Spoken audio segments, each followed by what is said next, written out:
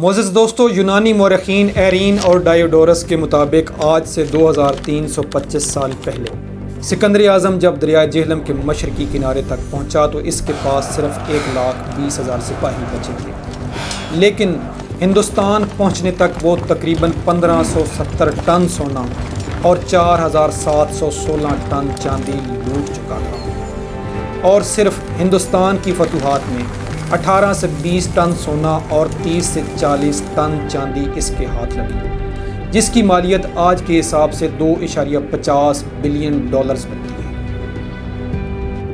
وہ جو بھی خزانہ لوٹتا اسے اپنے دارالحکومت بابل پہنچا دیتا تھا، چنانچہ ہندوستان سے لوٹے جانے والے خزانے کو بھی اس نے بابل پہنچانے کا فیصلہ کیا۔ ہندوستان سے لوٹے جانے والے اس مال غنیمت کو بڑے بڑے صندوقوں میں بند کرنے کے بعد اس نے فیصلہ کیا کہ یہ خزانہ 2 راستوں سے واپس بابل پہنچایا جائے گا۔ اس نے اپنے سب سے وفادار جنرل کراٹیرس کو بلایا، 5,000 خچروں اور سینکڑوں اونٹوں پر سونا لادا اور 10,000 محافظ دے کر جنرل کو باجوڑ کے راستے بابل روانہ کر دیا، جبکہ خزانے کا دوسرا حصہ بحری جہازوں پر لاد دیا گیا اور ان جہازوں کو خلیج فارس کے راستے بابل روانہ کر دیا گیا۔ جب یہ جہاز مکران کی ساحلی پٹی کے قریب سے گزر رہے تھے تو ایک شدید سمندری طوفان نے جہازوں کو پانی میں غرق کر دیا۔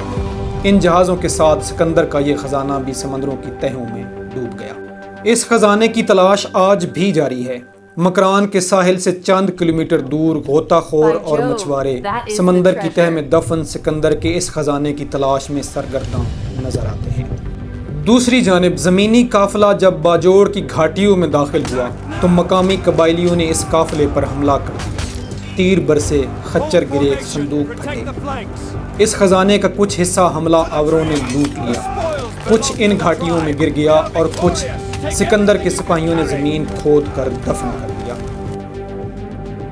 باجوڑ میں اس جگہ کو سکندر کا قلعہ کہا جاتا ہے۔ یہ کوئی باقاعدہ قلعہ نہیں ہے بلکہ ایک کیمپ سائٹ ہے جہاں سکندر کے قافلے نے واپسی پر قیام کیا تھا، اور کہا جاتا ہے کہ آج بھی ان علاقوں میں جب کسان ہل چلاتے ہیں تو ان کو سونے کے ایسے سکے مل جاتے ہیں جن پر سکندر کی تصویر ہوتی ہے۔ دوسری جانب جب سکندر خود واپس گیا تو وہ بنیر کے راستے سے ہوتا ہوا گیا۔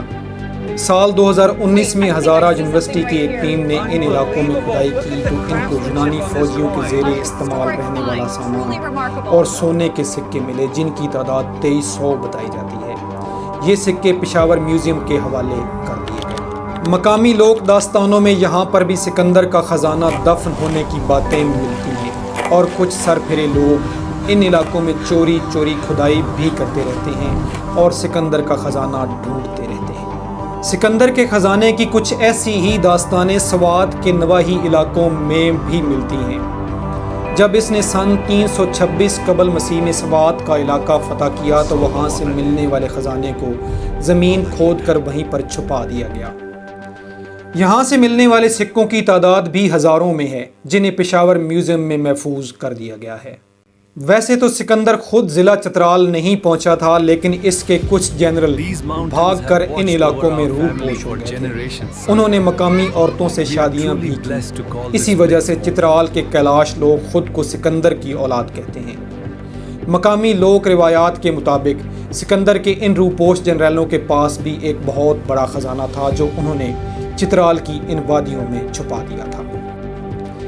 معزز دوستو، پاکستان کے یہ 5 مقامات سکندر کے خزانے کے حوالے سے مشہور ہیں۔ اب اس میں حقیقت کتنی ہے کوئی نہیں جانتا۔